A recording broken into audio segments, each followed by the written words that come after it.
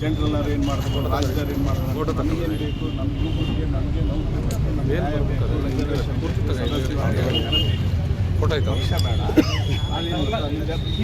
ಅಧಿಕಾರದಾಗಿರೋದ್ರಿಂದ ಕಾಂಗ್ರೆಸ್ ಅಂತ ಬಿಜೆಪಿ ಇದ್ದಿದ್ದು ಬಿಜೆಪಿ ಅಂತಾನೆ ಹೇಳೋದು. ಇಲ್ಲಿ ಆಯ್ತಪ್ಪ, ಈಗ ತಡಿ 9th ಶೆಡ್ಯೂಲ್ನಲ್ಲಿ ಸೇರಿಸ್ಬೇಕು ಬಿಜೆಪಿ ಸರ್ಕಾರ.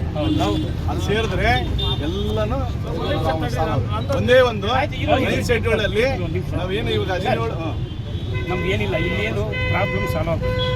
ಇಲ್ಲಿ ಕಾಂಟ್ರವರ್ಸಿ ಯಾರನ್ನು ಕೂಡ ಮಾಡೋಂಗಿಲ್ಲ. ಇದೇನಾಗಿದೆ ಅಂತಂದ್ರೆ ಇವತ್ತು ನಿಮ್ಗೆ ಯಾಕೆ ಸರ್ ನಿಮ್ಮ ಉದ್ದೇಶ ಅಂದರೆ ನೀವು ಈ ತಾಲೂಕಿನ ಶಾಸಕ, ನೀವೇನು ಮಾಡಬೇಕು, ನಮ್ಮ ಹವಾಲುಗಳನ್ನು ನಿಮಗೆಲ್ಲ ಗೊತ್ತಿದೆ ಒಳ ಮೀಸಲು. ಯಾಕಂದರೆ ಬರೀ ಮಾದಿರಿಗೆ ಒಂದೇ ಅನ್ಯಾಯ ಆಗಿಲ್ಲ, ನಾಯಕರಿಗೂ ಅನ್ಯಾಯ ಆಗಿದೆ.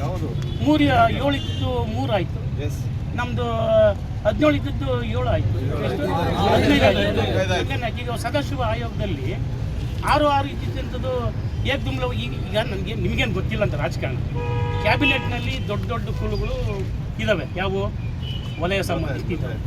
ಈಗ ನಮ್ಮಲ್ಲಿ ಯಾರಿದ್ದಾರೆ ಕ್ಯಾಬಿನೆಟ್ನಲ್ಲಿ 2/3 ಮೆಜಾರಿಟಿ ಬೇಕು.